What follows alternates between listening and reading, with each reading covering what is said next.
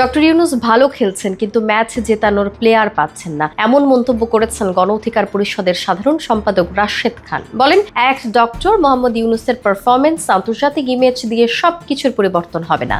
ভালো টিম না পেলে ম্যান অফ দ্য ম্যাচ হওয়া যায় কিন্তু ম্যাচ জেতা যায় না। ডক্টর মোহাম্মদ ইউনূস স্যারের এই দুর্ভাগ্য যে তিনি নিজে ভালো খেলছেন কিন্তু ম্যাচ জেতানোর প্লেয়ার পাচ্ছেন না। এ কারণেও 10 মাসে কোনো সংস্কার হয়নি। 23 মে সামাজিক যোগাযোগ মাধ্যমে দেয়া এক পোস্টে সব কথা বলেন তিনি। অন্তর্বর্তী সরকারের উপদেষ্টাদের উদ্দেশ্যকে প্রশ্নবিদ্ধ করে রাশেদ বলেন, মূল ঝামেলা বেঁধেছে মানবিক করিডোর ও চট্টগ্রাম বন্দর নিয়ে।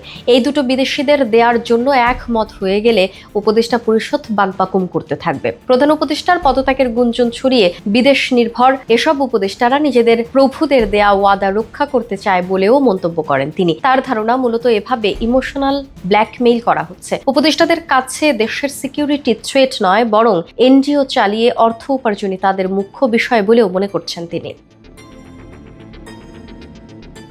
সংস্কার প্রসঙ্গেও প্রশ্ন তোলেন গণ অধিকার পরিষদের এই সাধারণ সম্পাদক। বলেন, 10 মাসেও সরকার যদি কোনো সংস্কার করতে না পারে সেই ব্যর্থতা কার?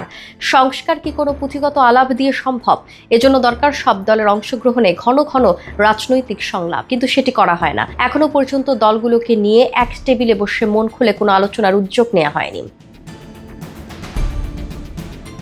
নামে মাত্র ইস্যুভিত্তিক দুটো সংলাপ ডেকেছে উল্লেখ করে তিনি জানান, সেই সংলাপও আবার সংস্কারের জন্য সংলাপ নয়। 10 মাসেও যদি রাজনৈতিক দলগুলোকে এক টেবিলে বসিয়ে সময় নিয়ে আলোচনার উদ্যোগ নেওয়া না হয় তাহলে ঐক্যমত্য সম্ভব নয় বলেও মনে করছেন তিনি। এই দীর্ঘ পোস্টে রাশেদ খান আরও বলেন, ডক্টর মোহাম্মদ ইউনূস স্যারের সবচেয়ে বড় দুর্বলতা তার সঙ্গে যোগ্য লোককে তিনি নেননি। ছাত্রদের পরামর্শে একদল অনভিজ্ঞ বিতর্কিত দিয়ে তিনি উপদেষ্টা পরিষদ গঠনে সম্মতি দিয়েছেন। এ কারণেই 10 মাসে উপদেষ্টাদের কাজের সফলতা, রাষ্ট্র সংস্কারে যথাযথ পদক্ষেপ গ্রহণ, গণহত্যার বিচারে তৎপরতা পরিলক্ষিত হচ্ছে না বলেও উল্লেখ করেন তিনি।